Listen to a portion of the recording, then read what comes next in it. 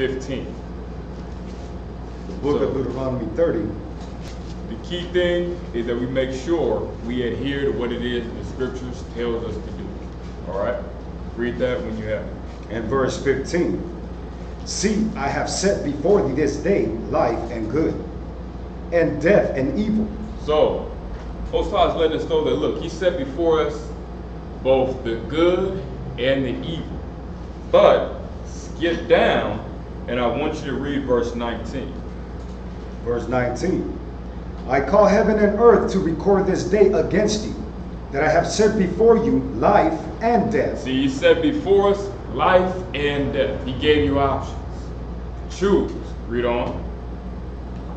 Life and death, blessing and He cursing. said he laid before the blessing as well as the curse. Read on.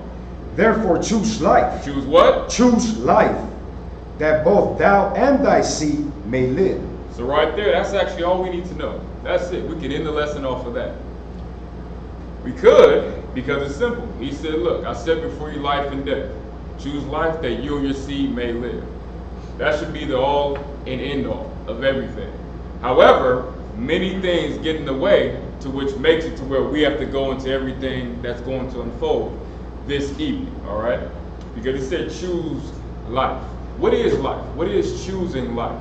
Can someone explain that? Anyway. Were you ready? All right, you have. Go ahead. Keeping the commandments. Correct. We know that because Romans 6 and 23 tells us that the wages of sin is what? Death. So, if we want the wages of righteousness, those equal life. That's what we want. Moving right along. Let's get 2 Ezra chapter 7 and verse 20.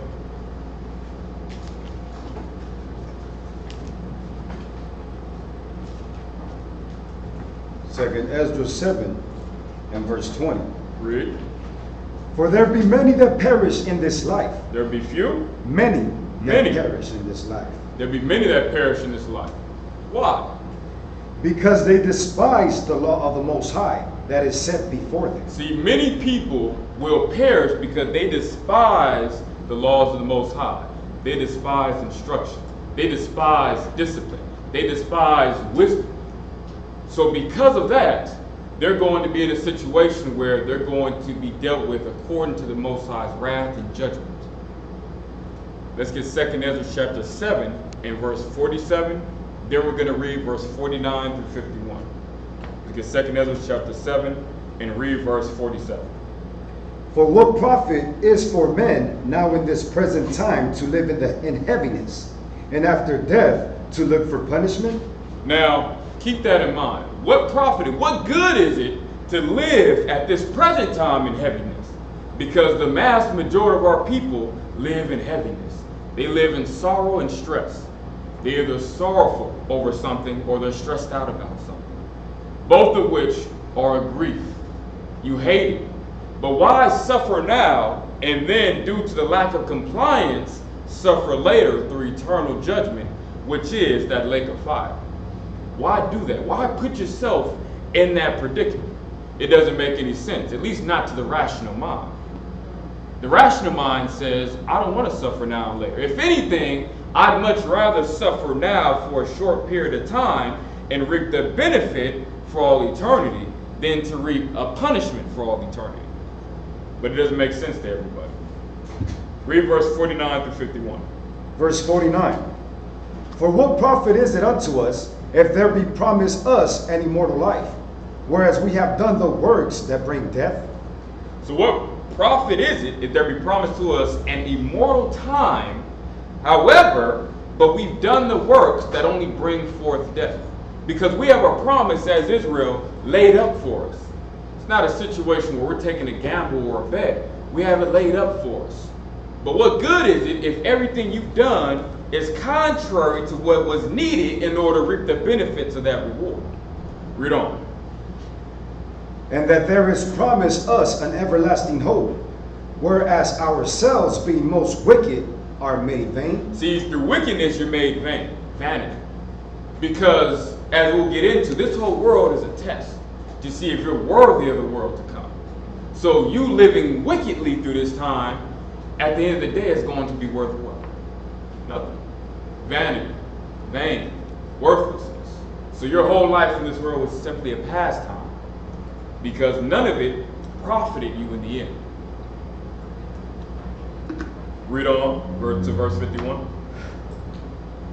And that there are laid for us dwellings of health and safety, whereas we have lived wickedly. See, this laid up for us health and safety. Health and safety. But a lot of people don't want health and safety. That's why they stay in sin and wickedness. They want you to do right by them, but they don't want to do right by you. We have to get out of that mindset, if that's the mindset many of us are in. But let's get Sirach chapter 27, and let's read verse 5. Sirach 27, or Ecclesiasticus 27 and verse 5. Read. The furnace proveth the potter's vessel. Now those that know me know this is one of my favorite scriptures, because the furnace is used to prove the potter's vessel. How many of you guys have taken a ceramics class at all? Well, I took a ceramics class, and those that have ever dealt with pottery have seen how potters make things. They craft it, mold it, but it must be done tediously. Otherwise, if you do not perfect it, when you put it in the oven, it will break, it will bust, it will become destroyed in the furnace. It will not withstand the heat. So then what will happen? You got to start all over. It's destroyed. That's it. Now, let's read on to the next part. The furnace proveth the potter's vessels. So the trial of a man is in his reasoning. So just as the potter has to carefully shape and mold his pottery to whatever form and fashion he wants to, we have to form our lives according to righteousness. We have to form that, but we have the choice to form it more righteous or to form it more wicked. It's all in us. But the trial of man, and let's get the definition of trial. When you read trial, read that. The act of trying, testing, or putting to the proof. So you have the act of trying, testing, putting to the proof, proving something. The trial is to prove that thing. Read on. Subjection to suffering or grievous experiences. So meaning that through this world, it's natural for you to go through suffering and grievous experiences. It's not all going to be a cakewalk. It's not all going to be to your comfortability. Read on. A distress or painful state. So now when you deal with the definition of trials, you have our proving, our testing. So the testing of man is in his reasoning. Now let's get the definition of reasoning.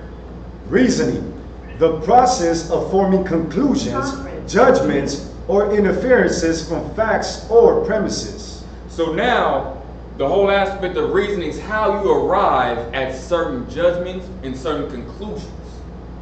So your whole test is your thought process, because everything comes from your thoughts. Am I going to obey or am I going to disobey? Am I going to follow righteousness or am I going to follow sin? I don't really like that. I'm going to do this. I don't really like this. I'm going to do that. Everything is on you and the decisions that you make. It's an individual salvation. Just because the man is doing what he is supposed to be doing doesn't mean the woman's going to. So if you're married, the man may be righteous, but the woman is wicked. That man will only save himself in that situation.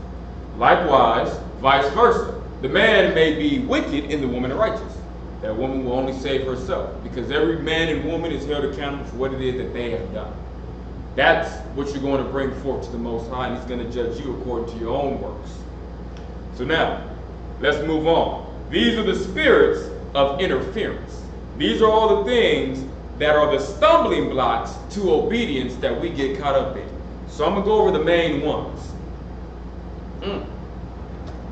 Everything arises from pride.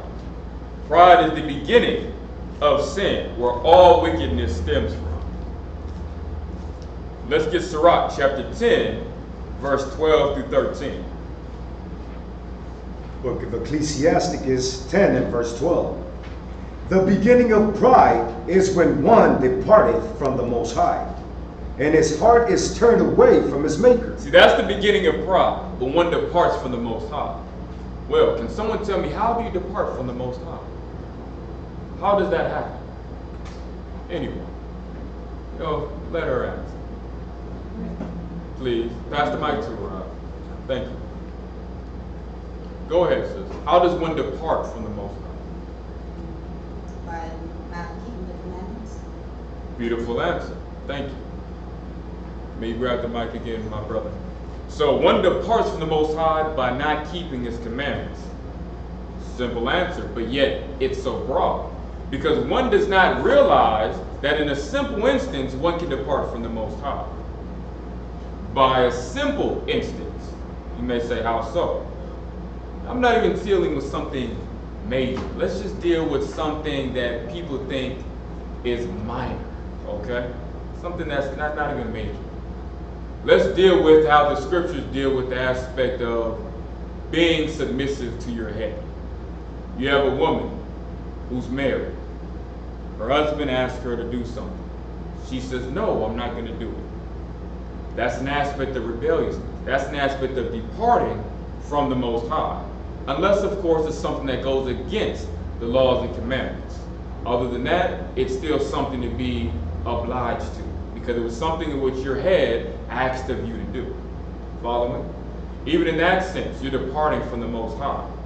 Now, at the same instance, one may say, what about in a situation of if a man decides he doesn't want to grow his beard? He chooses to shave or mar his beard to where it's just a smooth surface. That's a situation of departing from the Most High. Now, what if you have someone that chooses not to be charitable? That's a situation of someone departing from the Most High. It doesn't necessarily have to be a higher penalty, such as or higher offense, such as one who commits adultery. It doesn't have to be that level. But it starts with the little things. It starts with the little things. For example, one who steals, you're departing away from the Most High. One who's lying, you're departing away from the Most High. And that leads on to other sins. It starts off small and it grows into other things if left unchecked. And we'll get into that more so momentarily. But let's read that again. Verse 12. The beginning of pride is when one departed from the Most High, and his heart is turned away from his Maker. Mm-hmm. For pride is the beginning of sin, and he that hath it shall pour out abomination. And therefore the Lord brought upon them strange calamities and overthrew them utterly. So that's how everything starts, through pride. You tell me, hey brother, you cut your hair a little too low. Nah, it's good. That's already an aspect of someone being prideful. Just that quick. You're in a situation you don't realize you're going off when someone entreats you. And you'll notice because there's a certain spirit behind it, as we'll get into. Same thing. Hey sis, you know what? Your dress seems like, it's a little too short. Why are you looking at my dress? Shouldn't be looking at me. I'm not, all right, situation. It only starts with something small. Something very small. That's the beginning of pride, and that's the beginning of sin, if left unchecked. Because remember, it's all in our reasoning. If we are correcting ourselves within the spirit of our own mind, then we're not going to accept that correction when it's brought towards us outward. Because within our mind, we've already justified ourselves. In our mind, I've already said, oh, my hair is fine. It's not too short. No, it's straight. Yeah, it's good. I got a little bit. Yeah, it's straight. So then when someone else tries to go, no, it's good. I already convinced myself it's good. So I've already rejected what it is you're saying before you've even brought it to me. Because I first rejected the righteous spirit within my mind telling me, I shouldn't. Because you have the good and evil within your judgment, within your mind. Just like you see in movies, the good and evil angel. It's always there. Every time you're faced with a decision, the good and evil angel pop up on your shoulder. At least within your mind. That's what that symbolism is when you see it in movies and cartoons. It's always your thoughts, your own reason. That's where Satan comes and tempts you. Oh yeah, you deserve that. Yeah, you should get it. Yeah, tell your husband you earned that. Just go on, tell him. Yeah, you earned it. No, I should wait. I know he said he'll give me. Nah, yeah, I deserve it. Yeah, I deserve it. It's about time you got something nice for me. Didn't even give me nothing for my birthday. That's how Satan plays on. Let's get Sirach 10 and 20. And then get verse 27. Verse 20. Among brethren, he that is chief is honorable. So are they that fear the Lord in his eyes. Mm-hmm. Those that fear the Most High, those are honorable. Read verse 27. Better is he that laboreth and aboundeth in all things than he that boasteth himself and wanteth bread. Because we don't want to be boastful, we want to be humble. That's how we want to deal with in a humble spirit. Yisroel chapter 21, verse 6 through 7. 21 verse 6. He that hateth to be reproved in his Salakia. He that hateth to be reproved is in the way of sinners. But he that feareth the Lord will repent from his heart. See, he that hateth to be reproved, that's one that hates to be corrected. That's when you're already in a situation where you departed from the Most High. Those that are wise want to be corrected. Because one that's wise understands where is someone coming from when they're correcting. That's an aspect of love. Because if you didn't love me, you wouldn't say anything in the first place. Obviously, you must have some sort of love towards me to want to correct me for my betterment. Because think about it with our children, for example. We correct them in order that they make less mistakes as they grow older. And that we push them in the right direction. We should do so with one another and have the same love one towards another. If I'm correcting you, it's because I see something that's potentially off. It doesn't mean I'm 100% right. I may very well say, hey, brother, you went too low on your haircut. You sure? I think it's okay. You know what? Let me grab another two individuals. Hey, my brother, hey, my sister, is his hair a little too low? A little bald? Yeah, I would say, yeah, it is kind of bald. Oh, you think so? All right, you know what? I'll leave a little more on there next time. Simple. Nothing to get any butt hurt or any problems about over. Simple result. But it's all how we deal with things. Just like the situation, hey, another sister, you might say, hey sis, you know what? Your dress looks a little too short. No, I think it's good or whatever, it's straight. All right, well, you know what? Let me get another pair. Hey, is it something that hurt? Does the dress look too short? Does it look like it's revealing? Does it look like when she walks her thigh show, things of that nature? You know what? No, I think it's okay. All right, sis, you know what? I apologize. You know what? From where I saw the angle, it looked kind of short. Or same thing might happen. Well, you know what? No, not sitting down. Oh, but when you walk, oh yeah, now I see what he's talking about. Yeah, so this is when you walk. Okay, I see it now. Not a problem. That's how you clarify things. That's being your brother and sister's keeper. Because someone could be wrong or they could be right. But it's up to you to be that wise individual. So you know what? Let me see what this person is talking about. Because at the end of the day, they're only looking out for my intentions and my righteousness. And at the end of the day, I'm not wearing the dress. I'm not the one bald in my head. But it's my brother or sister that I'm looking out for in that regard to make sure they're doing the right thing at all times. All right? What they do in their own personal life, I'm not there. But during the presence, yes, I'm going to say, you know what? Hey, be mindful of this. Be careful of that because I'm there. So being my brother or sister's keeper, I am going to say something. As many of you know, I will say something. So let's make sure we read. Actually, I want to touch back on verse 6. When it says that he that hates to be reproved is in the way of sinners, because when you hate to be reproved, that's the direction you're going in. You're going in the direction of sinners. You're going in the direction of the wicked, not the righteous. You think Abraham would have refused anyone correcting him in any sort of regard, anyone bringing forth any information in regards to something he wasn't doing right? No, he would listen. He would listen, and then he would check to verify it to see if the thing be true. He wouldn't immediately take offense. He would entreat the individual. That's the same mindset we have to have. Go ahead and read verse 7. An eloquent man is known far and near, but a man of understanding knoweth when he slippeth. See, a wise man and woman, they understand when they may have done wrong. You know what? Ooh, you know what? I shouldn't have said that. Or, ooh, you know what? Man, I shouldn't have done that. Or, you know what? Man, I should apologize to that brother. You know what? I was wrong in that regard. You know what, man, I should apologize to that sister. I was wrong in that regard. Or I could have done better. A wise individual is reevaluating themselves on a daily basis. Think about it as every day you got a report card from the Most High. You want every day to be an A+. In the time you didn't, when you evaluate, what could I have done better? You know what? I need to better manage my time. I need to better manage my attitude. You know what? I was a little short-tempered in that instance. You know what? I should make sure I have more patience in that regard. You would reevaluate yourself and say, you know what, man, today I got to step it up. So now let's get into instructing the uninstructed. Next part is instructing the uninstructed. Let's get Sirach chapter 26 and get verse 14. Read. 26 and verse 14. A silent and loving woman is a gift of the Most High. Now first it says, a silent and loving woman is a gift of the Most High. Why? Not saying that a woman has to be quiet all the time. It's not what it's dealing with. Put it in perspective. Generally, what are women known for today? Negative. Being nagging, running off at the mouth, and things of that nature. So it's dealing with and letting you know that in wisdom, it's better to have a woman that is not in a situation of nagging, complaining, or pestering you, because how can you move efficiently as a man the way you would like to move? But it likens in the same instance, read on. A silent and loving woman is a gift of the Most High, and there is nothing so much worth as a mind well instructed. Because there's nothing more beautiful than a mind well instructed. A lot of people don't like to be instructed. A lot of people don't like being told what it is that they need to do. That has to change.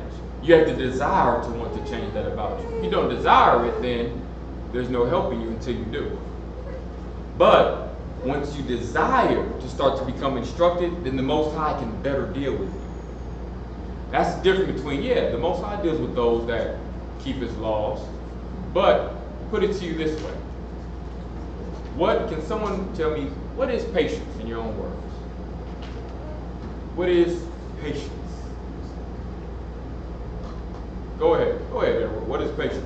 You have the mic. All right. Patience, in my own words, is a sense of waiting, diligent thinking, and reflection. And to quote scriptures, waiting upon the Most High would be a perfect example of patience. Okay. Good answer. I'm going to add to it, okay? Now, scenario. Actually, cut to the chase. Patience isn't just the ability to wait. You can be in a long line. You ever heard people complaining? Oh, when they heard, I gotta go. Been on my feet all day. Ooh, these people need. Is that being patient?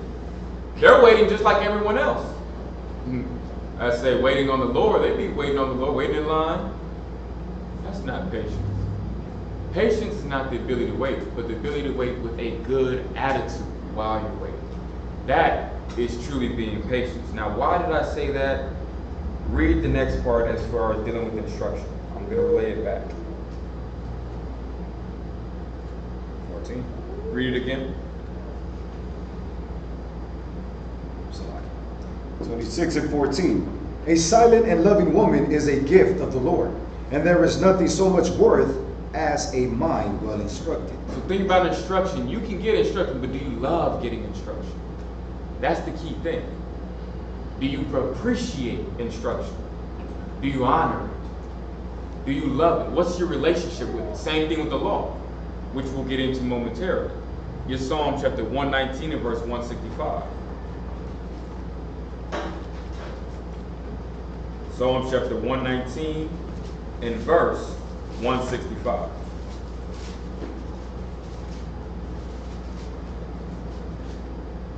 Great peace have they which love thy law. See, before I touch on that, touch on a few things in which I was conversing about prior, that those that love the law, see, let's just say those in this room, we keep the law, right?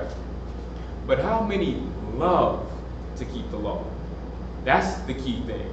That's what sets those apart when you read in the scriptures, those that had favor with the Most High and those that did not. I'll say it again. That's when you read in the scripture, those that had favor with the Most High and those that did not. It is based upon how much do you love the Most High. How or what level is your righteousness? Because I can keep the law, but do I love keeping it? Oh, here we go again. Here's the Sabbath. Oh, yeah. Let me hurry up. Got my last name for the sun go down. Damn, the sun ain't down yet? Man, I want to buy the shoes. Looking online right now. Sun ain't down. I mean, shoot, I'm not buying it right now. I'm just looking. I ain't buying it. It said buy or sell. I'm not buying, I'm not selling. I'm just looking, window shopping. As soon as the sun down, then I'm going to buy it. I ain't wrong. Show me that in scripture. Many Israelites out there like that. Many. The one can get you off a technicality. You aren't buying or selling, but being, as the scriptures deal with, in 1 Thessalonians chapter 5, verse 21 through 22, it deals in verse 21, yes, prove all things. But at the same time, verse 22 deals with abstain from all appearances of evil. But that's how we reason with things. Like I said, the trial of man is in his reasoning. Your whole test is in your reasoning. How you process, how you think, how you formulate things. That's your whole key to your destiny. You want to say, well, damn, how can I be like Daniel, like Ezra, like Judith, like Esther, you know? How can I be in favor with the Most High? Learn to love His laws. That's how you get in favor with the Most High. That's how you become a great Israelite. That's how you become one of the great ones that you read about, which many of which are even here to this day. The Most High still has His prophets out there. He still has a prophet being reborn. You never know. You never know who you may be until the day comes when the Most High in Christ make all those things clear. And you finally meet all those prophets that you love reading about. But we have to make sure we strive to be like them and follow their example. You had something in the back, guys, off? Yeah. Hold it. Well, let us pass you the mic, okay?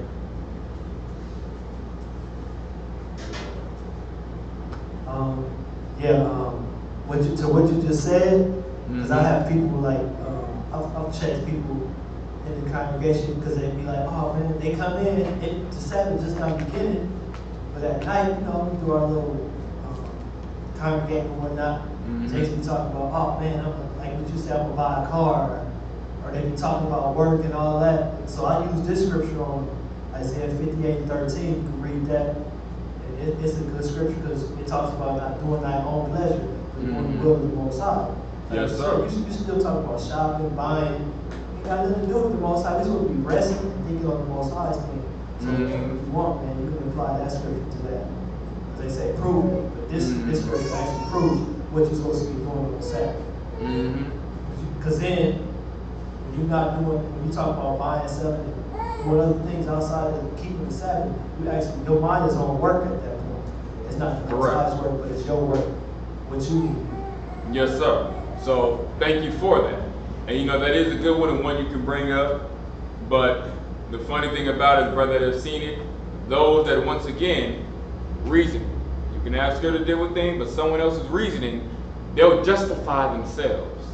And they'll do that to where they block receiving whatever message it is you give them in accordance to you trying to reprove the individual. They'll block it. Because in their own reason, they've already said, well, technically, once again, I mean, I'm not directly violating, you know, because it's all based upon the reason of our own thoughts and our own minds. But, once again, let's get Psalms 119, 165. Great peace have they which love thy law. See, great peace. We want great peace, we must do what? Love to keep His law. Because that's when the problems come in. When you don't love to keep the law. And it's, damn, man, you know, shoot, man, kids, they need this and that. Hey, you know, the scriptures deal with that a man must provide for his own household. You have the kids. You have to take care of the kids. Oh, man, my husband always telling me this and that, so I got to do and stuff like that. You chose him. You married him. That was your choice. Now, fulfill the scriptures and honor what it is He's telling you to do. So it's one of those things that the scriptures deal with everything in simplicity. We're the ones that make it hard. Let's continue. Get Wisdom of Solomon chapter 1 and verse 1, and then get verse 5. Let's get Wisdom of Solomon chapter 1 and verse 1, and let's get verse 5. Wisdom of Solomon 1 and 1. Love righteousness. Love what? Righteousness. Love righteousness. The definition of righteousness you can find in Deuteronomy chapter 6 and verse 25, which is the keeping of the law. So it says, love righteousness. Read on. Ye that be judges of the earth. Ye that be judges of the earth, which are the Israelites, which Wisdom of Solomon chapter 3 and verse 8 deals with that. We would judge the nations. Continue. Think of the Lord with a good heart. With a good mind. You think about Him and you think on His laws. Not in heaviness, not damn, I got to do this again. No, with a good heart. You know what? I'm looking forward to that. You know what, man, I can't wait to tabernacle. We get to dwell again, have some peace. Read on. Think of the Lord with a good heart, and in simplicity of the heart seek him. In simplicity of mind, seek him. Read on. Actually, 2. Get verse 5. Verse 5. For the Holy Spirit of discipline will flee deceit, and remove from thoughts that are without understanding, and will not abide when unrighteousness cometh in. On your own, read from verse 1 on down to verse 5, but due to time's sake, I just want to focus on verse 5. Because the Holy Spirit, if you want that Holy Spirit, you have to subject yourself to the discipline of the law. Because that Holy Spirit of discipline, which many don't want to receive, because many don't like to be disciplined, you don't like being told what to do, you don't like correction, so guess what? His Spirit will flee from you. Which is why when you reason with those over what it is you should do according to the law, it falls on deaf ears. Because that spirit of discipline has departed. It has left at that point in time. It leaves every time you choose to go off in a wicked state. Every time you choose to go off in a wicked state, that spirit leaves. And it says, you know what, I'll come back when you get it together. And those that are wise, those that have been keeping the law, you'll be able to discern those spirits. You'll know when someone has a spirit on them. They don't even have to say anything. As soon as you see them, I see them walking on the street, you can really look. Oh yeah, you got a spirit on it. It's been a hard week. Hey, sis, how's it going? Oh, it's going good. All right, sis. No, it's not. You can see. There's no way you can hide the spirit. There's no way you can hide it. Even though they're guilty, they done something. Eventually it's going to come out. It always happens. Been the truth for 6 years. No matter what someone does, it always comes out. Whatever you do in the dark, it always comes out. Before you read the scripture, whatever you do in the dark should come to the light. Like, damn, how? How? Stay in the truth long enough, you'll see how. You'll see how. It's crazy. Crazy how. But it comes out. Just wait. Because if you don't bring it out, the Most High will bring it out. One way or another. So it's there with this Holy Spirit of discipline will flee deceit and remove, key in on this, will remove from what? From thoughts. From what? Thoughts that are without understanding. Thoughts that are without understanding. What's our understanding? You can get that in Deuteronomy chapter 4, verse 5 through 6. Our understanding is the law. So it will remove, when your thoughts go away from the law, guess what? That spirit is departed. That spirit is now exiting, and you don't even realize it. Most won't, because they're not in the aspect of continual repentance, constantly reforming their thoughts, constantly saying, oh, you know what? Oh man, hey, you see that brother's wife? Oh man, you know what? Nope, can't even be thinking like that. That's that brother's wife. Oh, you know what? Hey, you see that brother over there? Oh, yeah. Hey, you got a nice car. You know what? Man, I should get there. Nah, I can't even be thinking like that. Constantly reproving your own thoughts. Because when your mind starts getting set on wickedness, that spirit, it's now exiting. Stage right. And let's get from there, willfulness. Many of us are willful. We have pride, we have willfulness. Because remember, the spirit of discipline is very humble. We have to make sure we humble ourselves. And I'll give you an example. This is one I bring up every now and then. In all my time in the truth, I've been cut once in the truth. I've been cut where something that was said to me afflicted me internally. Some may go through it multiple times. Some may go through it all the time. Some may not have experienced it yet. But at some point in time, you will do what's called being cut. Even cut to the heart. That something that was said, whether it be correction, information, discipline, affected you negatively to where you wanted to act out, and with many, they did act out, or rebel, or said just what they wanted to say. And I will tell you the instance because it'll give you wisdom on how to deal with it, because even though I was cut, I kept the matter to myself. Now, situation, we had class on Wednesday. This is back when we had soldiers class during the week. Brother Josiah Wan was heading it up. one of the elders, Ron would come in every now and then, and he would check in. I would always come late, not because I was procrastinating or wasn't being disciplined, but because my wife got off at the time the class started. So I would always come a little late. Now, one time I chose not to communicate. I always communicated. But one time I chose not to communicate. Just so happened the one time the elder happened to be in class. I come in. He says, "Why were you late?" And in that instance, I thought about it. Satan came to me and he said, "Damn, you're always on time. You always communicate. You're always doing what you're supposed to do." Because that's even part of what my name means. Yatab, if you look it up. It has everything to do with well-doing. Everything to do with sound and beautiful, and has the long definition has everything to do with well-doing, well, being well, so on and so forth. And my character is renowned for doing what it is I'm supposed to do, being diligent, being punctual, things of that nature. So, and that's how Satan gets you. He gets you based upon your own lusts and desires, based upon your ego, based upon how it is that you react to things. Because think about it.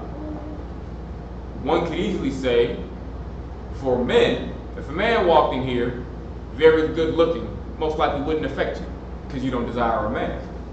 But now for a woman that desires a man, it can get her. Or a man that may have came out of a homosexual lifestyle and he came into the truth, it could be a stumbling block for him. Because it's based upon an individual basis. My stumbling block may not be his stumbling block. His stumbling block may not be your stumbling block. And so on and so forth. So, in that instance, I was hit. Satan got me in my mind. And this is all happening as soon as he said that. Why was you late? Split second going through my head. Man, always communicate. Always on time. Always come on what I'm supposed to do. Man, situation, you always communicate. Man, you've always been on your game. You've been telling them, yeah, you're always late. So they should know. They should know. Yeah, you're always late because, your family with the kids is not your fault. However, here comes the righteous spirit in the same time in my mind. But listen to the question he asked you. He said, why were you late and did you communicate? That's what he said. That was what he said verbatim. Why were you late? Did you communicate? That's what he did. Why were you late? Before I could say anything, did you communicate? And that's when Spirit came in and told me that, hey, you know what? Listen to what he told you. Did you communicate? Now, he didn't say in the past. We're looking at right now, at this one instance, before you got here. Did you communicate? Nah, I didn't communicate. And you know what I said? Nah, I didn't communicate. Brothers got to communicate. See, that's the stuff I'm talking about. And you know what? Swallow my pride. No offense, because I dealt with it internally. Brother said, hey. So in real life, same situations happen all the time. Whether with your spouse, kids, parents, same situations happen all the time. But it's up to you what you choose to do. Satan and the Most High will be there to give you both their aspects of wisdom, knowledge, and understanding. It's up to you which one you choose to go with. I chose to ride with the Most High. I was cut internally, but outwardly, no offense. Because I said no, I didn't communicate. Because I didn't. That time I did not communicate. That was the honest answer. And he said it went ahead, got my reproval or rebuking, and then sat down, wasn't butthurt. Next time I said, you know what? Do what's necessary to be on time, make sure you communicate. Which in this case, I failed to communicate. So, in the future, if you don't want to be butthurt, communicate. You learn from it. It's a growing experience. And you move on. Man, I don't want to get in trouble like that again. Next time, make sure I communicate. And I step up my game. That's growth. That's how we deal with things. We can't be willful. Moving on. Get 1 Samuel chapter 15. And let's get an example of when someone does not do what I just told you. Let's get 1 Samuel chapter 15. And let's get verse 1. We're going to skip around a little bit, so bear with me. On your own, it'll be beautiful to read the whole chapter, but for time's sake, we're going to skip around, okay? So bear with me. Read 1 Samuel chapter 15, verse 1, then read verse 3. 1 Samuel 15:1. Samuel also said unto Saul, The Lord sent me to anoint thee to be king over his people, over Israel. Now therefore hearken thou unto the voice of the words of the Lord. So, Most High chose Saul to rule as king over all of Israel. And his job was to listen to the words of the Most High. Read verse 3. Now go and smite Amalek, and utterly destroy all that they have, and spare them not, but slay both men and women, infant and suckling, ox and sheep, camel and ass. So he was given instruction. Let's see what happened. Read verse 7 through 11. And Saul smote the Amalekites from Havilah until thou comest to Shur, that is over against Egypt. And he took Agag, the king of the Amalekites, alive. Uh-oh. Is that what he was supposed to do? Nope. Read on. And utterly destroyed all the people with the edge of the sword. But Saul and the people spared Agag Ooh. Read on. and the best of the sheep, Were you supposed to do that? Nope. Read on. and of the oxen, and of the fatlings, and the lambs, and all that was good, and would not utterly destroy them, but everything that was vile and refused, that they destroy utterly. Then came the word of the Lord unto Samuel, saying. Now, let's pause. Now, as we read and we look at the story, did Saul obey what it is the Most High told him to do? Now, take note of this story, as it is very, very common. It will be very, very common in your life. You will experience this story in real life over and over again, the longer you stay in the truth. The longer you stay in the truth, I promise, you will experience it over and over again. Instruction is given. It could be you telling your child, husband telling his wife, elder telling the congregant, camp leader telling the soldier. You can apply it in so many different instances to change the scenario, but the outcome and situation is still the same. The reasoning is still the same. You get what I'm saying? Let's read on. Verse 11. It repenteth me that I have set up Saul to be king, for he is turned back from following me, and hath not performed my commandments. And it grieved Samuel, and he cried unto the Lord all night. Read verse 13 through 28. And Samuel came to Saul and said unto him, Blessed be thou of the Lord. I have performed the commandment of the Lord. What? I have performed the commandment of the Lord. Did he perform the commandment of the Lord? No. But in his mind, he thought he did. Remember, in his mind, he thought he did. That's key. Because once again, real life scenario. And when it happens, just tell him, go read 1 Samuel chapter 15. Go read that. Goes back to a few. But you tell them, go read that 1 Samuel chapter 15. Hopefully they see it. Because once again, this is when the veil comes over their eyes. To where even though you're talking to them, you're showing them, they're not seeing the error of their ways. What do you mean? I did what you wanted me to do. I did that. Oh, what you mean? At first you want me to do this, now you want me to do this. I did what you wanted me to do. I took care of it. You're going to see it constantly. Constantly. Read on. And Samuel said, What meaneth then this bleating of the sheep in my ears, and the lowing of the oxen which I hear? So, playing it out. So, man, I came back, man, I did everything the Most High told me to do. Samuel, oh, for real? And what you mean about all these sheep and stuff I'm hearing in the background? What's all that? Read on. And Saul said, They have brought them from Amalek. Oh, yeah, the people brought them from Amalek. They brought them from the battle. Read on. From the Amalekites, for the people spare the best of the sheep and of the oxen, to sacrifice unto the Lord thy God, and the rest we have utterly destroyed. You say, yeah, but the people spared the sheep and everything, man. You say he blamed it on the people? But yet and still, he's supposed to be the king. He's supposed to be the head over everyone. The one that has command and control over what goes on. But yet, he let them do it. But he blamed the people. Read on. Then Samuel said unto Saul, Stay, and I will tell thee what the Lord hath said to me this night. And he said unto him, Say on. And Samuel said, When thou wast little in thine own sight, was thou not made the head of the tribes of Israel? and the Lord anointed thee king over So Israel. now, just like any situation, when you get in trouble, it's always the correction that goes back to what it is you were already taught. Anytime you get reproved, parents are like, didn't I tell you not to mess with that? Same thing with Adam and Eve. Most I just went back to what they were told originally. Everything always goes back to what you were told when you mess up. It's nothing new. Otherwise, if it was something new, you wouldn't be getting in trouble for it that way. It had to have been something you already knew that was wrong for you to get in trouble for it in that sort of context.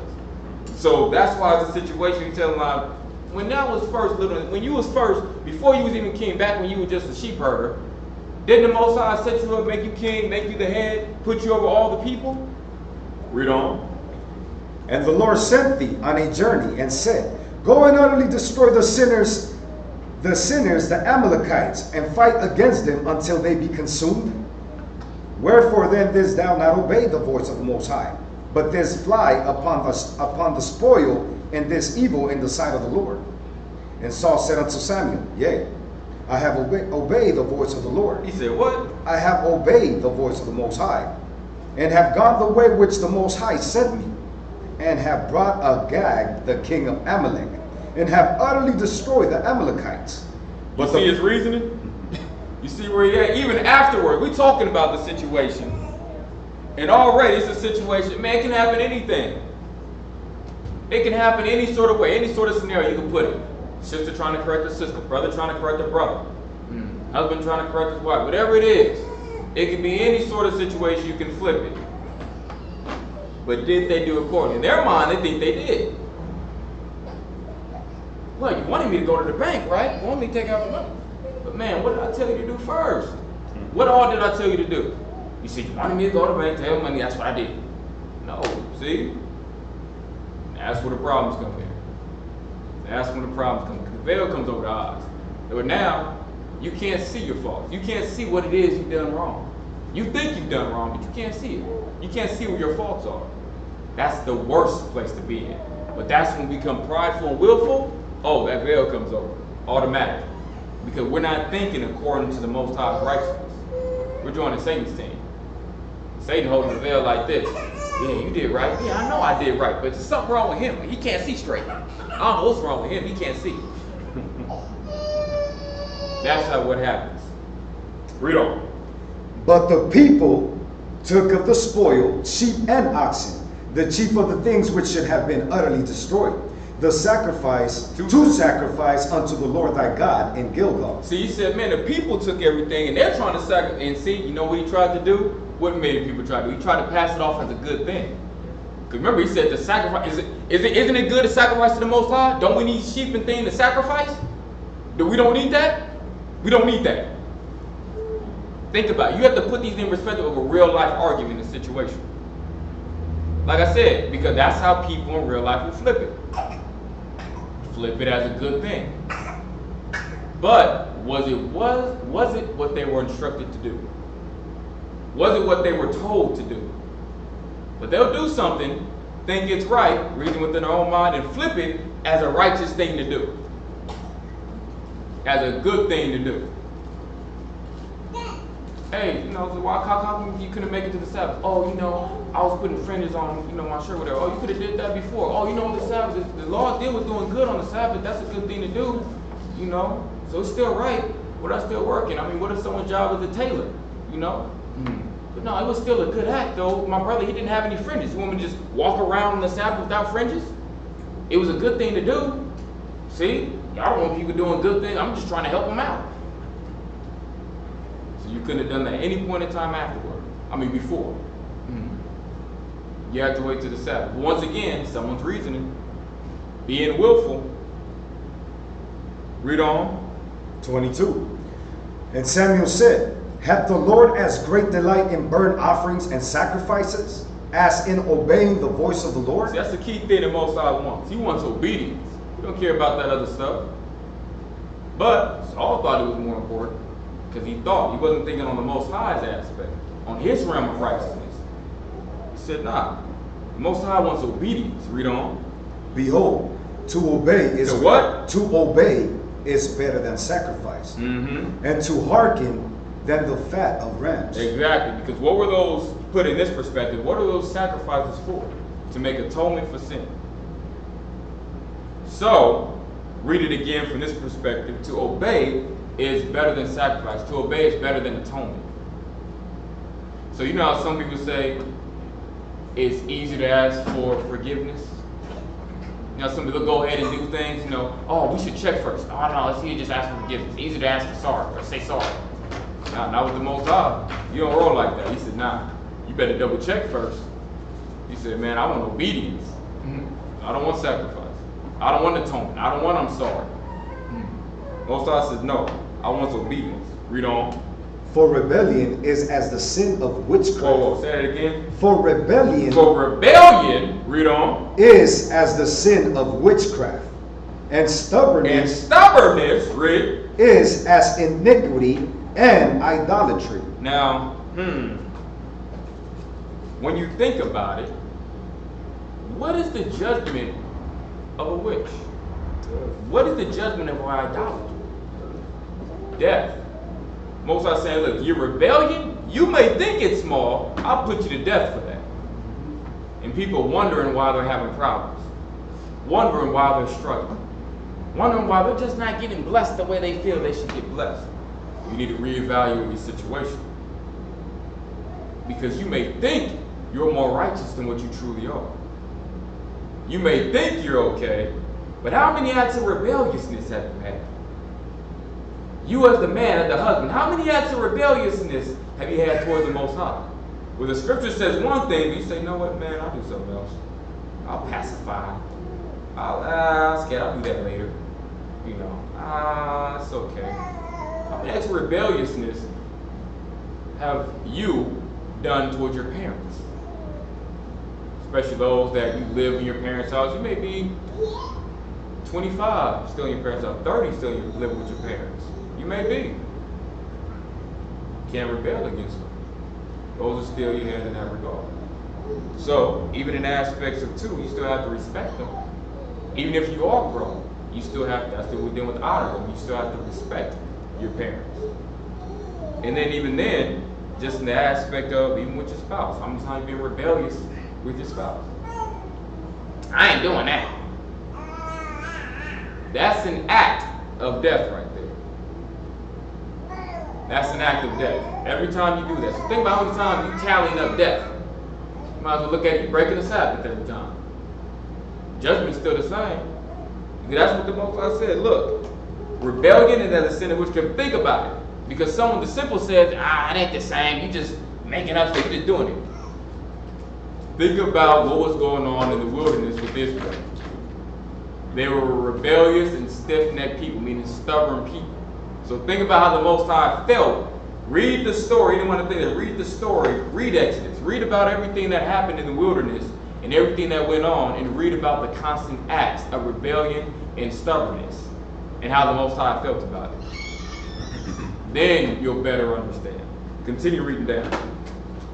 Because thou hast rejected the word of the Lord, he hath also rejected thee from being king. That fast. One time. It's harder because people think just because the Most High isn't directly talking to them, or that they don't have a direct prophet like Samuel that's directly communicating with the Most High, relaying the message to them, they think that the Most High just forgot about it. I'm just doing whatever, ain't no judgment. That's what some people think. No, the judgment is there. The judgment is always there. It can hit you with anything. Anything. Hit you on your job, hit you with something else with your kids, hit you in your relationship. He can hit you any sort of way whenever he wants. So Most High said, I got you. I got something 2 years from now for you. That's how he can hit you. Oh yeah, I got you. I'm gonna give you cancer. That's what I'm gonna do. Hopefully that'll humble you a little bit. The Most High, he'll give you anything. Painful disease. You know, he'll give you anything he wants to. Something you just think, I'm just sick. I just got pneumonia. Most High said, I'm gonna make you sick. You're making me sick. It could be anything. Read on. And Saul said unto Samuel, I have sinned, for I have transgressed the commandment of the Most High, and thy words, because I fear the people and obey their voice. Now wherefore I pray thee, pardon my sin, and turn again with me, that I may worship the Lord. And Samuel said unto Saul, I will not return with thee, For thou hast rejected the word of the Lord, and the Lord hath rejected thee from being king over Israel. Punishment everything was long done. You had a couple of times to repent. The Most High, he already made his judgment decision. Read on. And as Samuel turned about to go away, he laid hold upon the skirt of his mantle, and it rent. And Samuel said unto him, The Lord hath rent the kingdom of Israel from thee this day, and hath given it to a neighbor of thine that is better than thou. See, that's what happens. We think in a situation that, I don't know if people realize, but all of us are replaceable. Remember, when you read the story of Noah and the ark, it's such an amazing story that you forget to hearken in and realize only 8 people made it out of all the people in the world. 8 people. So do we need the Most High, or does the Most High need us? We need him. He doesn't need us. He does not need us. We need him. Some people get it backwards and confused. We are not replaceable. You're not doing your job, the Most High will remove you. You think you got in a position in your congregation? From the you know, I'm the head of this. Yeah, I'm running this. Yeah, they need me. Who else gonna do this? Yeah, I'm the one. I'm the best qualified. Nah, the Most High say, you know what? Keep thinking like that. And guess what? That thought is gonna set you down the path. And guess what? You're gonna fall off thinking that, you know what? I'm not replaceable. The Most High said, keep thinking that, man. I've been raising someone up for the past 2 years to replace you with twice the experience, twice the knowledge, twice the information. It's all right. I got someone coming. Same thing you did. Get John chapter 5 and get verse 30. That's how the Most High rolls. Look, you got a wicked husband, honor him. Still do what you're supposed to do. But guess what? Most High might put that husband to death. You say, you know what? Yeah, I see your husband. Deal with him for the next 6 years. I'll put him to death. Then guess what? He finally died. You're like, oh, shoot, I can marry again. You know what? Then you got a situation at the same time. Now, what if you being a wicked wife, just because you got a wicked husband, Most High put both of y'all to death? Then likewise, man may be married or whatever, wife may get on nerve, whatever it is. Hey, she leave, I'm taking the kids and everything. Fine, go. That's what you want to do. Most High gave me this wife, these kids. Most High give me another wife, give me more kids. I ain't sweating. That's what it says. That's what the scriptures talk about. So it's always an aspect of all of us are replaceable. Doesn't matter. All of us are replaceable. Most High put someone to death in a minute. Don't put it far from it. Don't think it far from it to do so. Get John chapter 5, verse 30. I can of my own self do nothing. As I hear, I judge, and my judgment is just, because I seek not my own will. What? Not my own will. I seek not my own will. Christ did not seek his own will, but what? But the will of the Father, which hath sent me. Your 2 Ezra 13:54. See, he wasn't seeking his own will. He was submitting to the will of the Most High. That's what we have to do. We can't be willful. We can't seek to our own will, but we have to conform to the will of the Most High. Because at the end of the day, we're all servants of a different caliber. I would say, you know what? Even though I have a wife who is submissive to me and serves me, I still serve her and my children to make sure they're taken care of and they're provided for. Even though I work in a situation where I have soldiers that serve me and ask for their security, I still serve them at their head to make sure they're taken care of, to make sure everything is functioning properly. Because we submit ourselves one to another. Because it deals with who's going to be greatest, the greatest servant. Because that person is going to make the most sacrifice. You look at the job of the elders. I can't speak for elders everywhere, but I can speak in aspects of what I know concerning our elders. Because as you move up, you get more responsibilities and you see more of what they do and you get more of their burdens and responsibilities. Situation, man, certain weeks you hear literally every day. Every day. Meeting on Monday, class on Tuesday, you got another meeting on Wednesday, you got another class on Thursday, you got class on Friday, class on Saturday, you got another class on Sunday, meeting on Sunday. You know, it's always something. But to the simple or those that aren't aware, it's a situation, damn, what do they do? Because meanwhile, you at home playing video games, we counsel. Meanwhile, you at home watching Empire, we over here studying. Meanwhile, you watch your favorite movie, we're over here deciding how can we better improve the security of the school? How can we better improve the structure of the school? Because you don't see everything that goes on because you're not present. Not saying the aspect of anything against anyone who's not involved in a situation, those things, but it's one of those things being mindful and being aware. Because once again, we're all servants, all being submissive. Did we get that? 2 Ezra 13:54? Get that. For thou hast forsaken thine own way, and applied thy diligence unto my law, and sought See, it. that's what the Most High was telling Ezra. And when you read Ezra was a great man, great prophet. But why? Because he forsook his own way and applied his diligence unto the law of the Most High and sought it. You know what, man? I want to be perfect. I want to be all I can be. I just want to be, man, I want the Most High to just be like, man, that's my servant. That's one of my types. I can depend on him. I can depend on her. Man, I love that one. Just because we all Israel don't mean we all love by the Most High in regards to that in the aspect of being favored. We're not all on that same level. Because if we were, the Most High would have just dealt with all of Israel the exact same way. But you didn't. You see a different relationship with Moses. You see a different relationship with David. You see a different relationship with Ezra. You see a different relationship with certain prophets that you read about. Let's go ahead and get 1 Samuel 16:1.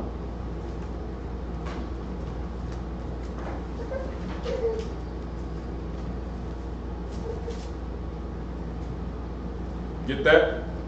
1 Samuel 16, verse 1.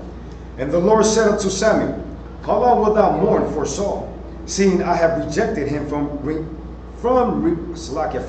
over Israel? See, there's still an aspect because a lot of times with us as people, we get connected. We look at the face. Oh, but I've known that brother for so long. Oh, I've known that sister for so long. Because we get connected to the face. Remove the face, look at the spirit. Remove the face, look at the spirit. That's what you do.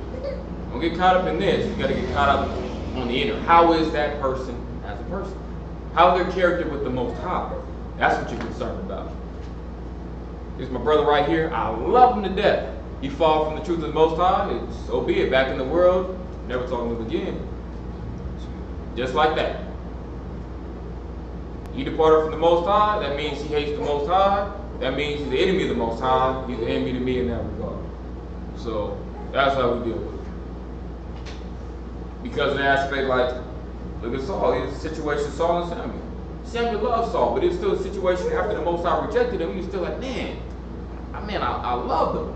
And it's still, people leave, and sometimes, you may have been close, and it's not a situation that, you don't have aspects of it being hurtful. It feels like, damn, I can't believe that brother or sister, went away, fell from the truth and things of that nature. But it's still that aspect of, that's between them and the Most High. You know what?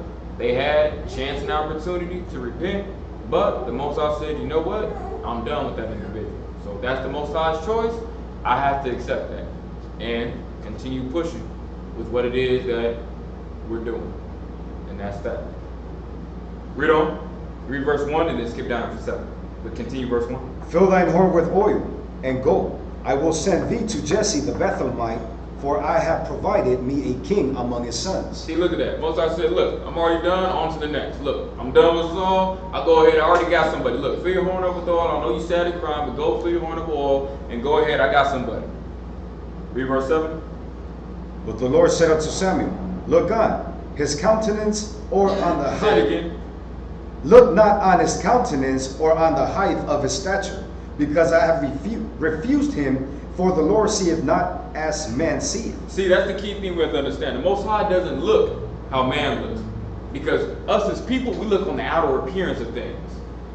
We look at, look at him. Oh, yeah, he's muscular. Or look at her. She has, just this nice physique. Or, oh, look at him, just handsome. Or, oh, look at her, just beautiful. Things of that nature. We look on the outward appearance. The Most High, or look at it. Oh, yeah, he dresses so nice. Or she dresses so nice. But Most High looks on internal things. Nope. I see all that rebellion. Nope. Oh, I see all that pride. Ooh, that arrogance. Ooh, that envy and jealousy. Let's see. Oh, humility. Charity. I see you back there. That's what I'm looking for. We have to look and ask for what the Most High looks for. That goes with anything. People you choose to be close with, friends with, who you choose to take on as a spouse. Those are things you got to look at. Look at it from the Most High's perspective. Because shoot, as we say all the time, I would much rather take a 4 or a 5 that is humble and just has just a beautiful aspect of spirit, responsibility, charity, workmanship, just being submissive, than to get that 10, 11, 12 that is just rebellious, just, oh my goodness, lustful, just wanting everything. It's more of a headache because of the situation that once the pleasure is gone, you have to deal with the rest of the person, which most people forget about. You get that man, he can be just the knight in shining armor, just everything, I mean, just beautiful. But what about that character? What about when them demons come out? Boy, he just filthy, he don't clean up behind himself. Oh, eventually, you know what? The beauty aspect is gonna, that skill's gonna start tipping, and you know what? I can't deal with the character. I can't deal with it. That's what's gonna happen. Let's get verse 13 through 14. Then Samuel took the horn of oil and anointed him in the midst of his brethren. And the Spirit of the Lord came upon David. So the Spirit of the Most High came upon David. Read on. From that day forward, so Samuel rose up and went to Ramah. But, read on. But the Spirit of the Lord departed from Saul, and an evil spirit from the Lord troubled him. Because that's what happens. Spirit of the Most High leaves, and guess what? An evil spirit replaces it. And there's so many different types of evil spirits, because evil just means it's not according to the Spirit of the Most High. It's not according to the law. So an evil spirit, jealousy is an evil spirit. Envy is an evil spirit. Emulation, meaning unrighteous competition, that's an evil spirit. It can be any manner of spirit. Gluttonous, someone that's just gluttonous, that's an evil spirit. All those things are evil because it speaks against what the Most High says. Let's get Hebrews 10 and 26. Because the Most High was done with him. He rejected Saul. In Hebrews chapter 10 and verse 26. Because this is the key thing. For if we sin willfully, read on. After that we have received knowledge, the knowledge of the truth, there remaineth no more sacrifice for sins. Meaning you're held accountable for that. Meaning once you know, you're held fully accountable. Then what about all our people in the world that, don't know, or, learning that? They're reserved for judgment. If they don't repent, they're going straight to the lake of fire. They're reserved for judgment. But for us, learning and knowing in the truth that we know, but now we're in a situation where we know what the law says, but we choose to do wrong, ain't no atonement for that. That's going on your record. It's kind of like dealing with, what is that? You can't, expunge that. You can't expunge that off your record. That's there. That's permanent. You got that on your record now. That's how it is with the Most High. Hey, once you know and you do wrong and you continue to go, oh no. Most High said, no, that's going highly against you. Ain't no reserve for judgment. I can judge you at any point in time. That's going right on the record. Because the aspect of, think about it. And the precept that you want for that is Hebrews 6 and 6. Because what is it? You crucify Christ afresh. Think about it. Christ died for our sins, give us a second chance. But he gave us that second chance to get right, not to keep doing the same repetitive thing over and over and over again. Because think about it. All right, I gotta keep the Sabbath, gotta do this. Well, how long are you gonna continue to break the Sabbath? Okay, I should eat pork, shouldn't do this. How long are you gonna keep eating pork? Okay, I should wear a dress. How long are you gonna keep wearing pants? So now, situation, you're crucifying Christ afresh. Because what good was him dying for you? That's like, think about in this regard. Those that are parents, you have kids, you tell them what to do. You told them, look, do this, don't do this. And they keep doing the thing you told them not to do. They just keep doing it. It's like, damn, didn't I just tell you? I told you already, look, don't do this. And you keep doing it. It's like a slap in the face every time. I told you this. I told you. But you keep doing it. Think about your job. Your manager, your supervisor tells you what to do and what not to do. But you keep doing the same thing he tells you not to do. What's going to eventually happen? You're going to get fired. First time, all right, I'll let you off with a warning. Second time, all right, I'm writing you up. Third time, you know what, I'm sorry, we're going to have to ask you, to leave. Certain job, maybe put you on suspension for a while. So it's one of those things that you have to get past the basics. Let's get Matthew chapter 12, verse 43. I'll answer it at 8:30, all right? Matthew 12 and verse 43. When the unclean spirit is gone out of a man, he walketh through dry places, seeking rest and findeth none. So when you're in an aspect of repentance, you're trying to get yourself right. And that unclean spirit or those unclean spirits start to leave from you. And they wander about through the world, seeking another hope. Read on. Then he said, I will return into my house from whence I come out. And when he is come, he findeth it empty, swept and garnished. That's when all those withdrawals start coming. You're keeping the law, you're excited, but now all these things, snap, like certain spirits coming back. Certain thoughts coming back. Certain spirits coming back. And it's up to you whether now you're going to fight them off, get them out the way, or you subject yourself to them and you fall out of the way of the truth. Read on. Then goeth he, and taketh with himself 7 other spirits, more wicked than himself. It may have just been before, maybe let's say before you just had problems in the world with spirit of lust, But now, that spirit, he takes other spirits with him. He says, now I'm coming back stronger. Come on, let's go. I got envy, I got wrath, I got, what else? Let me see. Sloth, I got gluttony, I'm bringing all of them with me. We finna take him or her down. I got you. Read on. And they enter in and dwell there. And the last state of that man is worse than the first. Even so shall it be also unto this wicked generation. Exactly. So dealing with the aspect of the last state of that person, meaning put it in perspective. Someone comes to the truth. They can be in the truth forever long. 6 months, year, 3 years, 10 years. But now situations, they fighting and they lose that battle. All those spirits come. When they go back in the world and you talk to them later, they're going to be in a worse state than what they were prior to them coming to the truth. Because now all of them spirits are back and they brought friends. They are back and they brought friends with them and they are there to stay. That's what happens. Which you'll see those of which, you've been in, you've seen those, man, they always end up worse. They always end up worse in one way or another.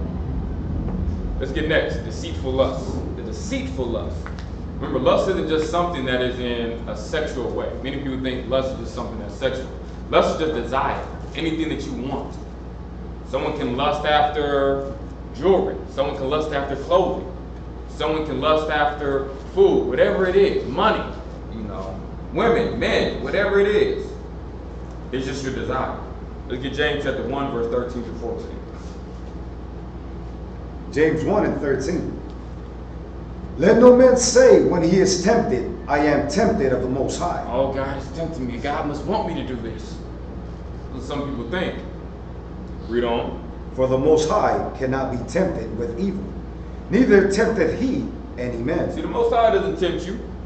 He's not the one tempting you. He's not the tempter. And people say, well, damn, it's not God. What is it? Read on. Let's see. But every man is tempted when he is drawn away of his own lust and enticed. See, everyone is tempted when they're drawn away from their own lust. That's what they're drawn. It's your own lust, your own desires. And that is what entices. Because something was brought and presented that was favorable towards you. And it's up to you whether or not you choose to accept it or reject it.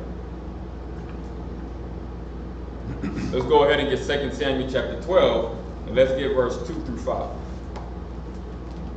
This is another chapter you want to read all of. Let's get 2 Samuel chapter 12, and read verse 2 through 5. 2 Samuel 12, verse 2. The rich man hath exceeding many flocks and herds, but the poor man hath nothing, save Start verse 11. 11. Thus saith the Lord, behold, I will raise up evil against thee out of thine own house, and I will take thy wives before thine eyes. 2 Samuel chapter 11, verse 2. Oh, Salah. 2 Samuel 11 and verse 2. And it came to pass in an evening tide that David arose from off his bed and walked upon the roof of the king's house. And from the roof he saw a woman washing herself. And the woman was very beautiful to look upon. Right, because one thing to understand, it wasn't that David was being perverted. No, the king has a large house. And his house is generally higher than everyone else's house. So of course, standing upon his house, he's looking over the city, and happens as he's looking, spirit got him. Looking just so happened to see a woman bathing. Now it's up to him, continue to look or look away. He happened to look, who knows for how long, but spirit got him. Read on. And David went and inquired after the woman. So first, he looked, saw she was beautiful. He got stuck. He got trapped. But now what did he do? Spirit told, hey, he inquired. So remember, he had his way out. He inquired. Read on. And David sent and inquired after the woman. And one said, is not this Bathsheba, the daughter of Eliam, the wife of Uriah the Hittite? Now, did the Most High give him out? What should he have done in that situation? What would you do in that situation? Hey, you looking and saying, dang, that woman look good. Man, I want to talk to her. Hey, who's that? Oh, yeah, that's what's the name's wife. Oh, for real? What do you do? Give him mic. What do you do? Drop the situation. Drop the situation. Absolutely. You leave off because you got the understanding, right? So the Most High always gives you a way out. Always. But it's up to you whether or not you exit or you continue. Let's read on. And David sent messengers and took her, and she came in unto him, and he lay with her, for she was purified from her uncleanness, and she returned unto her house. So David chose to still speak with her. She was purified from her uncleanness, meaning that she had just finished her menstrual cycle. She was just off of her period. Read verse 5. And the woman conceived, and sent and told David, and said, I am with child. And then she becomes pregnant from the situation. What you want to do is read all of chapter 11.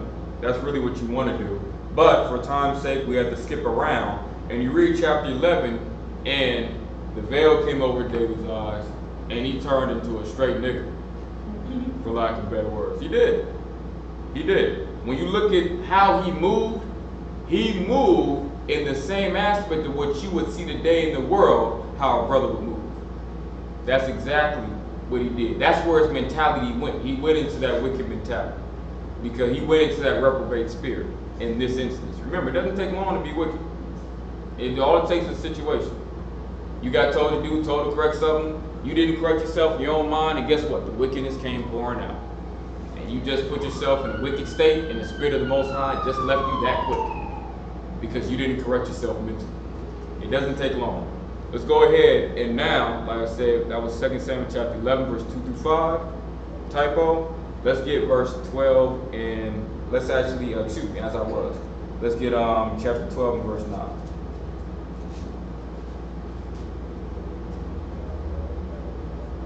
12 and 9. Yes. Verse 9. Wherefore hast thou despised the commandment of the Lord, to do evil in his sight? See, he despised. David despised the commandment of the Most High in that instance. Because he knew the law, but yet he chose to do otherwise. So now it's a situation of, and that's what you gotta, man, you gotta deal with the aspect of when you're even thinking about wickedness, you gotta think, man, why am I why am I despising the Most High's laws right now? Because that's what you're doing, you're despising his laws. And that's the key, that's always the first person who you're offending. You think, oh man, I'm gonna tell him, I'm gonna tell her. Nah, you despising the Most High first.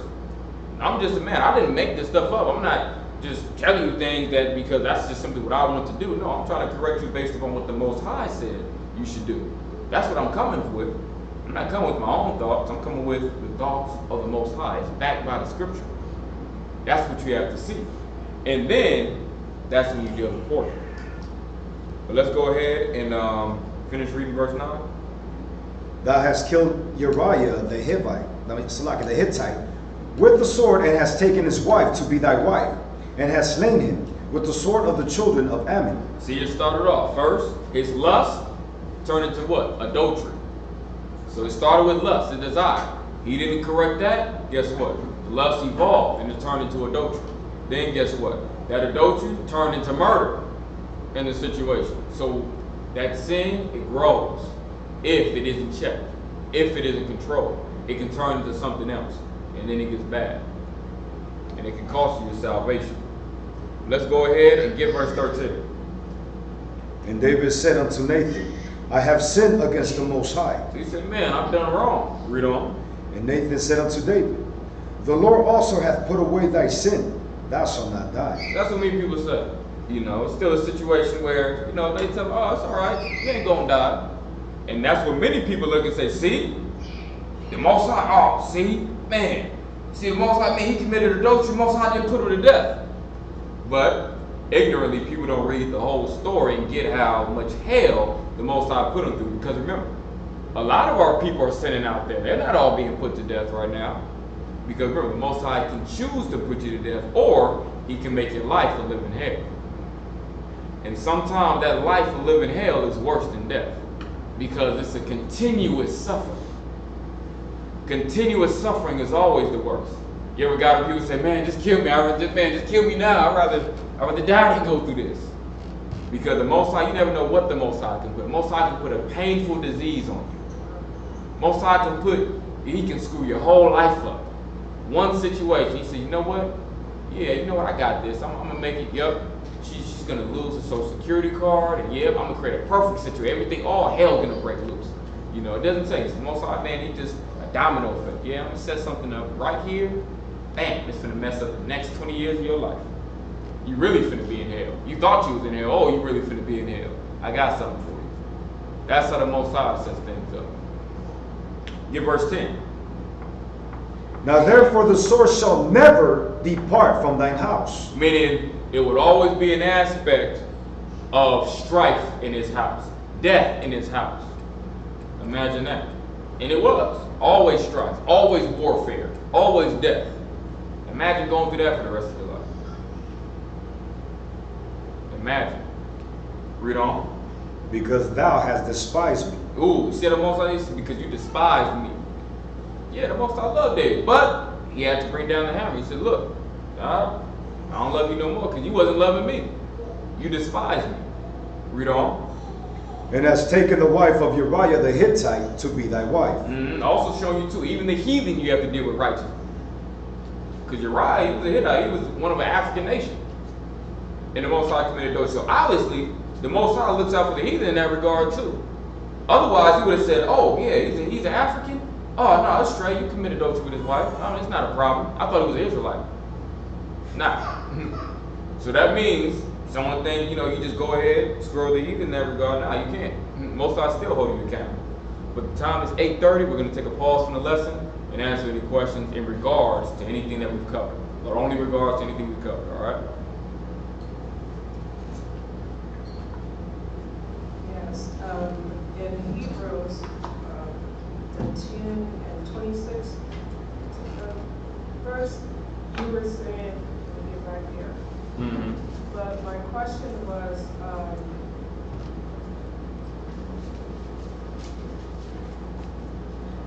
if a person willfully have disobeyed that, but they want to return back to the Most High, then how does that play? Is the Most High gonna accept them back, or is there hope for that particular person? Because especially if they did it willfully, but yet it's not enough where they're just turning from the Most High, they just screwed up. Right. We'll get a few things. I want to get two main scriptures, okay? First one, let's go ahead and go to Romans chapter 9.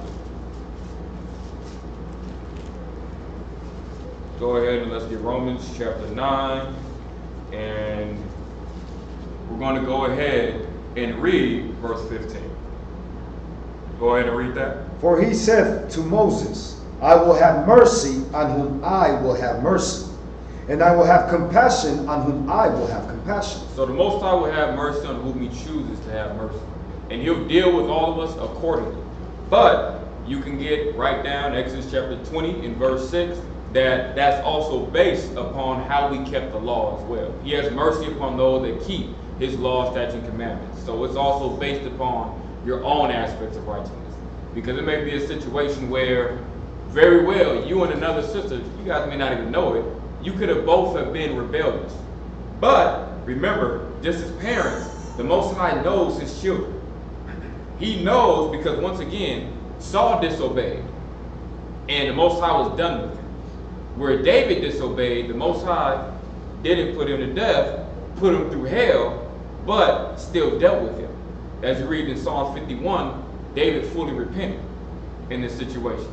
And it's how, once again, remember, like we did with reasoning. Think about how we reason. Think about the person who, let's say for example, like we did with patience. Dealt with the one that was patient, complaining, things of that nature, but one who was patient waited, but maybe a situation happened and they just started complaining or whatever. They were just having a bad day. You know, Most High is also looking at our spirit, and he knows those that are worthy to have mercy, those that aren't. Those that, you know what, oh man, I understand. You know, those, but nevertheless, you still got the judgment to deal with. You kind of get me? So it's up to the Most High. Now another one I want to get as far as, get 1 John chapter 5 and give verse 16 through 17. Get 1 John chapter 5, verse 16 through 17. This is the other one I want to get. 1 John 5 and verse 16. Mm-hmm. If any man seeth his brother sin a sin which is not unto death, he shall ask, and he shall give him life for them that sin not unto death. So in a situation, you may see someone doing something, you know, which they shouldn't be doing. Maybe a sister just yelling at another sister, you know, hey, you know, what's going on in the situation? That's not how you deal with them. You know, the scriptures deal with how they treat. So that's giving them life or death. The life is the scriptures. Because they can possibly be doing things, if that carries on, they can be in a situation where the Most High may put them to death. Because we don't know. You know, Most High may deal with them in a harsh way. You know, so it's a situation where you give them life. You ask and you give them life if you see them doing something that is a sin not unto death. Read on. There is a sin unto death. I do not say that he shall pray for it. But if they sin a sin unto death, nah, you don't pray for that individual. Because it's an aspect of a sin unto death. That's a situation where they would have got put to death. So it's a situation where that's just strictly between them and the Most High. Because, once again, knowing that the Most High is indignation and wrath rest upon sinners, there's certain things that, yeah, the Most High said, you know what, that can be passed. But this situation, nah, that can't be passed. Read on. All unrighteousness is sin. However, yeah, all unrighteousness, anything you do contrary to the law, that's all sin. That's all bad. That's all transgression.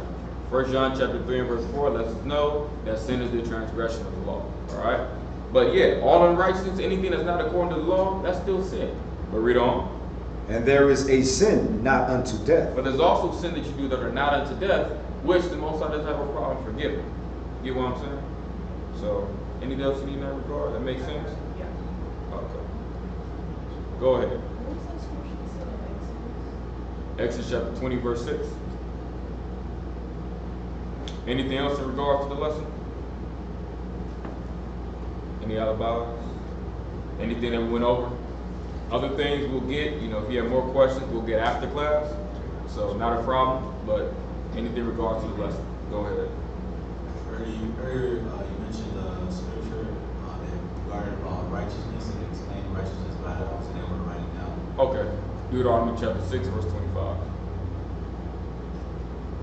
Anything else? Go ahead, sis.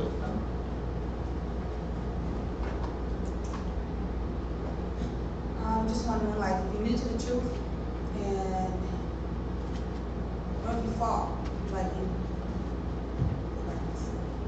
you just woke up, you know, to the truth, but you stumbling with certain aspects. Mm-hmm. Gotcha. I'll get you with that, okay? That's actually going to be within the lesson, so we'll get to that. But to give you the verbal now, if you're learning, but you're working on things, you're in the aspect of repentance. So it's a situation of, that's when you're getting the Most High's grace and mercy. That's when, like we dealt with, like Exodus 26, His grace and mercy deals with those that are keeping His laws and commandments. You're learning, you're repenting, you're getting right. So now it's a situation where the Most High is dealing with you, and He understands it. He understands, yeah, you haven't learned everything. Yeah, you know, He knows your financial situation. He knows that maybe right now you can only afford 2 or 3 dresses. You know, you don't have a full wardrobe. Maybe right now all your clothes garments aren't 100%. That's where His grace and mercy comes in. However, He doesn't put you in a situation, and don't think that, not necessarily literally just you, but also future reference, don't use situations as an excuse. You know, because I saw what aspects in the world with Christian, oh, God knows my heart, He knows in situations. Yeah, He knows, and He knows what we can realistically do. That's why it takes for you to be honest with the Most High and say, you know what, let me take care of these things slowly but surely. I'm doing everything I can. I'm reading, I'm learning, I'm applying myself. What I learn, I continue to apply. You're in the aspect of repentance. So you're in, like, let's just say the hallway. You know, you're just in the middle of things, okay? So you're getting there. So it's a situation where the Most High is working with you, and to what level, it's all based upon you. Some people, it may take them years just for the simple stuff.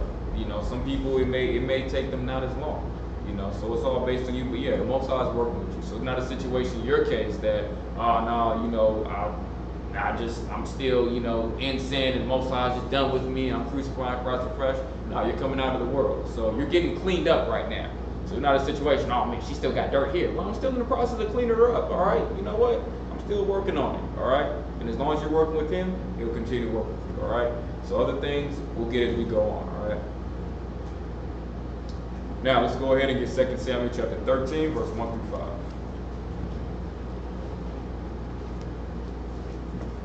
We get 2 Samuel chapter 13, and let's get verse 1 through 5. This is another chapter you want to read all of. Very important. And it came to pass after this, that Absalom, the son of David, had a fair sister, whose name was Tamar. And Amnon, the son of David, loved her. And Amnon was so vexed that he felt sick for his sister. So now the situation, they mention Absalom because when you read the story, he's very significant. So Absalom had a sister, but Amnon had a sister too. They both had the same sister. So, but Absalom is mentioned because he's a key character out of David's sons that is entwined with the story as you read on in the chapter. Make sense? Continue. And Amnon was so vexed that he felt sick for his sister. So vexed meaning he was just in a situation where it was just, oh man, like day to day. Messages received from Mary. Any situation where you may be vexed about anything. It could be maybe a brother you see in the congregation. Oh man, I want to ask him, but you know, oh man, but I don't know if he might reject me, or you know, brother might see a sister. Oh man, I want to ask her, you know, but oh man, she might. Oh, what if she don't like me? And you just vexed in your spirit. It's just bothering you. Read on.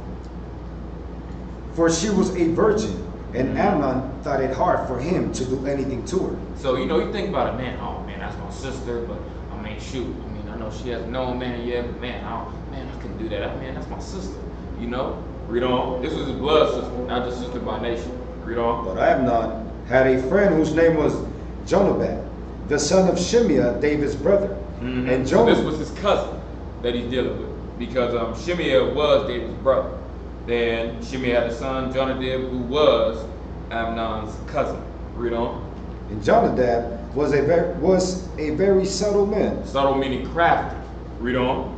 And he said unto him, Why art thou, being the king's son, lean from day to day? Now this is the next point. Be careful who you get counsel from. You can get counsel from anyone. You get a formal counsel from the elders. You get a counsel from higher officers. You get counsel from just another congregant. You get counsel from mom, dad, brother, sister, whoever. But however, you want to get counsel from those that are keeping the scriptures. Those who you know to be righteous. Those who you know will give you a righteous answer. Because spirits communicate. Even without you saying anything, you start to find out how certain spirits move within people. Some people are more strict. Some people are more lenient. Some people are more watered down. They can be watered down, while others are more blunt in situations. So you'll know who to go to for certain things. I don't want to ask him. Yeah, I'm going to ask him. I don't want to ask her. I'm going to talk to her. You know, Because, and it's one of the things, why are you gonna talk to her? Oh, well, you know, she was just available, or he was just available. When really the spirit was, nah, I know what he gonna say. I know what she gonna say. He too stern. She too strict. I ain't dealing with that. That's what the spirit's really saying. But you hide behind the, oh well, you know, I know him better, or oh, you know what, yeah, she was just closer. You know, the spirit hides behind those things, and that's a beginning of deceit, because the fact of you know who to go to for certain answers. And you know where to go to, who's going to tell you what you need to hear, who's going to tell you what you don't want to hear, and who's going to tell you what you want to hear. You know who to go to. Read on. Will thou not tell me? And Amnon said unto him, I love Tamar, my brother Absalom's sister. Read on to the next one, read verse 5. And Jonadab said unto him, Lay thee down on thy bed, and make thyself sick. And when thy father cometh to see thee, say unto him, I pray thee, let my sister Tamar come and give me meat, and dress the meat in my sight, that I may see it and eat it at her hand. So Amnon later on started to take heed to this and did just what his cousin had told him to do. Which, his cousin, if he was righteous, he would have reproved him in that instance. However, he wasn't. He was a subtle man, in which in this guard, crafty, sneaky. He said, oh man, go ahead and handle it. That's what you want to do. You know, cool man, go on with it. You know, he was wicked in that regard because he didn't reprove him. He didn't reprove his brother. If he loved him, he would have reproved his brother. But he let his cousin go on ahead and follow after his lust, knowing it was against the scriptures. And later on, and this is a situation when you read it, man, it was still a couple years later until he was put to death. So just remember, just because you leave, don't expect someone to just, because they sin, they got to be put to death the next day. Or the day, because remember, even when you read the story about David, David's situation wasn't just something that happened, unfolded within like a month. No, it took a year. Because you read, she became pregnant, she had her pregnancy, and she had the baby. So it was already a year in the progress or process of everything and all the wickedness being unfolded. Remember, the Most High is long suffering. He'll let you think you got away with it. He'll let you think, oh yeah, I did it. Don't nobody know. Oh, what you mean don't nobody know? The Most High knows, so guess what? The Most High will reveal everything in due time. In due time, He'll reveal everything. He'll say, you know what? I'll let you think you're safe. I got you in 3 years' time. Don't even worry. I'm going to let everything build up. And I got you in 3 years, everything's going to bust wide open. That's how the Most High deals. Remember, Most High is eternal. He doesn't have to focus on your clock. We think of things like someone does something to us. Oh, I gotta get him right back right now. Oh, let me get him back. Oh, he did that. Oh, let me get him right back right now. Oh, I'll get him back tomorrow. That's how man thinks. Most High said, nah. I got all eternity. Time don't mean nothing to me. I have all eternity to plan out. I'll get you back in 5 years if I want to. Most High get you when you think it was all said and done. That's what happened to us. We think no punishment come immediately. Oh, we think we good. Yeah, I'm safe. I'm all right. Yeah, I was at work. Yeah, they didn't see me do this. Didn't know they got you on camera, and a week later they bring it up. Oh yeah, oh yeah, I was wondering if I could get that promotion. Oh yeah, sure, come in. Yeah, we'll talk. See, we actually had you on video camera about 2 weeks ago. You see that? That was you, right? You're stealing things. Oh, I'm sorry. Yeah. Oh yeah. Yeah, you're fired. Simple, man. Get Proverbs chapter 19, verse 27. But that's how a reprobate mind thinks. You start going reprobate, you start losing the wisdom of the scriptures. A reprobate is someone who is in a situation where they're in a very sinful state. Very sinful state. Don't want to be reproved, don't want to be corrected. But get Proverbs chapter 19 and verse 27. Cease, my son, to hear the instruction that causeth to err. So you have to cease to hear things that cause you to mess up. Don't listen to those people that cause you to mess up, that cause you to err from your ways. Stop listening to that advice from those people. Stop listening to people that tell you the negative thing to do and start, you know what? Let me start listening to those that will tell me the right thing to do.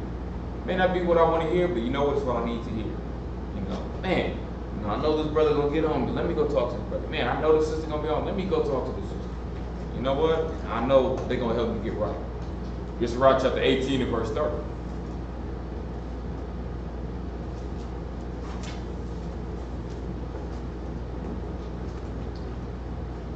18 and 30. Go not after thy lust, but refrain thyself from thine appetites. Do what? Refrain thyself from thine appetites. So do not go after your lust. Refrain from your appetites. Manage yourself. Keep yourself under wrap. You have to meditate within your mind. And a lot of it comes down to self-talk. The conversation you have within your mind, how you talk to yourself, how you reason with yourself. That's the key thing. That's what's going to help you. And then talking to others, which we'll get into. But refrain yourself from your appetites. Let's get obedience and well-doing. Get Numbers chapter 20. Get verse 7 through 12. Numbers 20 and verse 7. And the Lord spake unto Moses, saying, Take the rod and gather thou the assembly together, thou and Aaron thy brother, and speak ye unto the rock before their eyes. So he's told to speak unto the rock, right? Read on. And it shall give forth his water, and thou shalt bring forth to them water out of the rock. So thou shalt give the congregation and their beasts drink. And Moses took the rod from before the Lord, as he commanded him. And Moses and Aaron gathered the congregation together before the rock. And he said unto them, Hear now, ye rebels, must we fetch you water out of this rock? And Moses lifted up his hand, and with his rod he smote the rock twice, and the water came out abundantly. And the congregation drank, and their beasts also. So he smote the rock twice. He was told to speak to the rock, not to smite. Read on. And the Lord spake unto Moses and Aaron, Because ye believe me not, to sanctify me in the eyes of the children of Israel, therefore ye shall not bring this congregation into the land which I have given them. You see that? The Most High says, since you didn't listen to me, you're not going into the land that I promised. All because of that one incident. That one incident. Can you believe it? And think about it. The Most High loved Moses.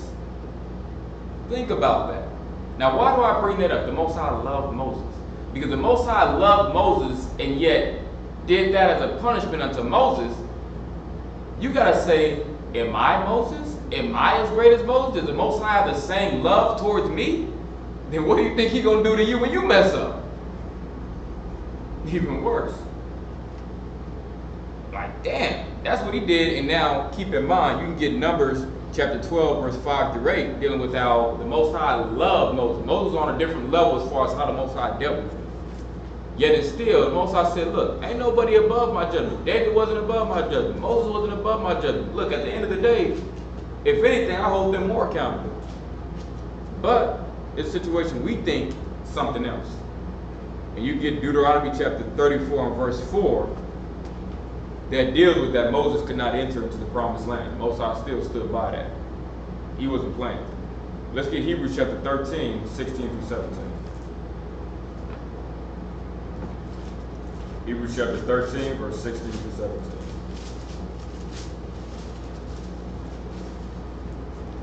(13 and 16), the book of Hebrews.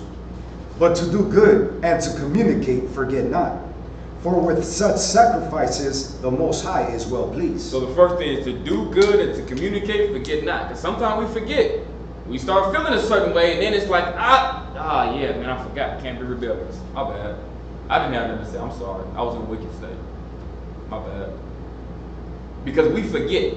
And the incidents and the times that we tired, stressed, angry over something, we forget.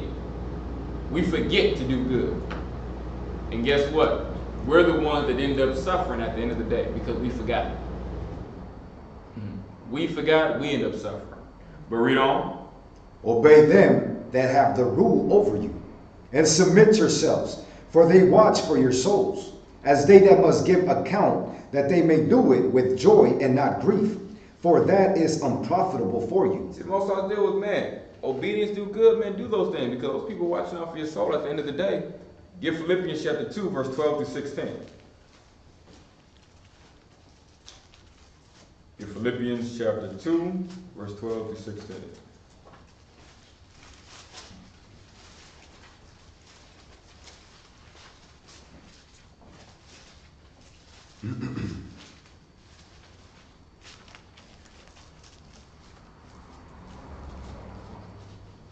Philippians 2 and verse 12. Wherefore, my beloved, as ye have always obeyed, not as in my presence only. Because it doesn't matter whether someone's there, whether someone's looking, whether someone's watching. You're supposed to do right at all times. That's integrity. Doing the right thing at all times, no matter who's looking. That's how you have to be. That's how you have to develop your mind. You can't be like, oh, shoot, that brother ain't here today. I can do what I want to do. That sister ain't here today. Oh, shoot, the elders ain't watching. Oh, shoot, my parents ain't there. No, you got to do right at all times. Read on. But now much more in my absence. Work out your own salvation with fear and trembling. Work out your own salvation with fear and trembling. Knowing that, damn, I got to do the right thing or I'm going to be judged. Read on. For it is the Most High which worketh in you both to will and to do of his good pleasure. Mm-hmm. Do all things without murmurings. Some things. Do all things without murmurings and disputings. Oh, why we got to do this? Oh, damn, why we got to do that? No, most of us would do all things without murmuring and disputing. Read on. That ye may be blameless and harmless, the sons of the Most High, without rebuke, in the midst of a crooked and perverse nation. That's what you do. All right. You read Daniel chapter 10 and verse 12. That one just write down. That deals with the aspect that, man, Daniel from the day that he first set his heart to seek out the Most High, man, he followed him upright. He just said, man, like someone like, for example, someone coming new, man, I'm ready, I'm trying to learn, I'm trying to get set on the Most High, man, from day one. Not everyone's like that. Some people, they come in and, you know, everyone, like I said, repentance level is different, but the favor goes to those that, like Daniel and Ezra, man, forsaking my own way, man, I'm seeking the Most High, man, I'm on it. Not everyone has that same deal, but that's how you get the favor, you know, which not everyone is going to have, because everyone's own level of learning, repentance, and faith is different. You can always increase your faith. When I came into truth, man, I said, as soon as I found out, I didn't care. I said, what? No, 100% clothes, that's it? I got rid of everything. I said, you know what? Most I give me those, I'll get new ones. I got rid of everything. You know what? Oh, man, I got fringes, man. I'm going off next. Where can I get fringes? Let me go ahead and go. I was on it. That's how I was from day one. And personally, everything I prayed and wished for, I always got it. Everything I desired, I always got it. Always got it. And anytime I did not, it was all because, man, something else was better down the line. I never forget, man. Looking for a car, and I wanted a certain car, man. Back when I just came out of the world, man, I knew someone that had a car. I said, you know what? Get my driver's license. I'm going to get that car right now today. It's cheap. I got it. You know what? Failed my driving test. And it wasn't even like I did a whole bunch of stuff to fail, like bad driving. Literally, I made one mistake. On a left-hand turn, I slightly got into the double yellow line, and I failed right off of that. And it's crazy because when I took it the second time, I made more mistakes the second time than I did the first time, but I passed. And the first car I got, you guys see this car I dropped, it was everything I wanted, literally down to a T, everything I wanted.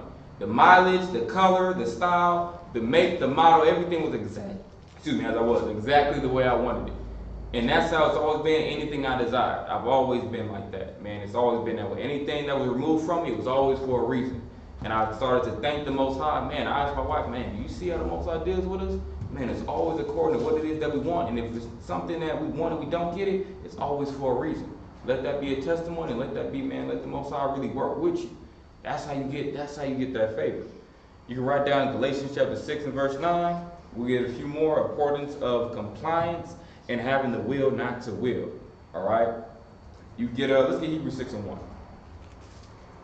Let's get Hebrews chapter 6 and verse 1. Write down a few in the last few minutes before we close out. Look at Hebrews chapter 6 verse 1. Read it.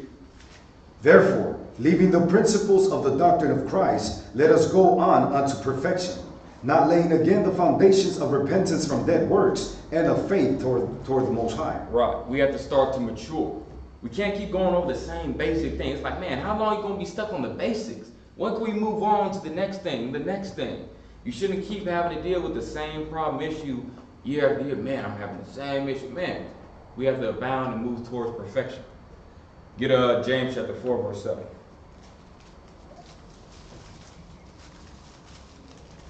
James chapter 4 and verse 7. Submit yourselves, therefore, to the Most High.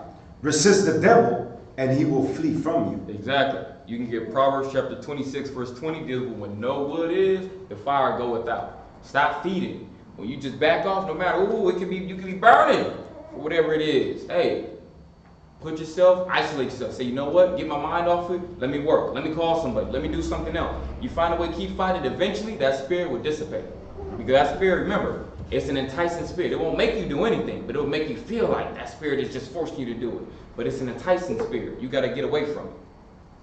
You get Proverbs chapter 25, verse 28. We'll just write it down. But that's one to deal with where no wall is. There, the possession is spoiled. So if you don't have a wall or a hedge, same thing like a house. No walls there, guess what? Anything can come in. So if you don't have rule over your spirit, anything can come in. You have to set up walls over your spirit. You have to start learning aspects of discipline. Stick with the law. Otherwise, guess what? You don't have that rule, you're just subject to anything. Look at our people out in the world. Anything they want, they don't care. Adultery, they'll go after it.